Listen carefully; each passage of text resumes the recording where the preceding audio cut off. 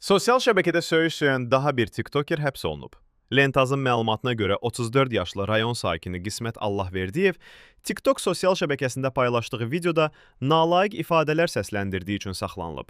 Onun barəsində İnzibati Xətalar Məcəlləsinin 510.2-ci İnternet informasiya ehtiyatında və ya informasiya telekommunikasiya şəbəkəsində kütləvi nümayiş etdirildiyi halda ictimai mənəviyyatı təhqir edən, cəmiyyətə açıqca hörmətsizlik ifadə edən hərəkətlərin edilməsinə, yəni əxlaqsız ifadələrin səsləndirilməsinə və ya belə məzmun təəssüratı yaradan jestlərin edilməsinə, yaxud insan bədəninin hissələrinin əxlaq normalarına və milli mənəvi dəyərlərə zidd formada göstərilməsinə görə maddəsi ilə protokol tərtib olunub.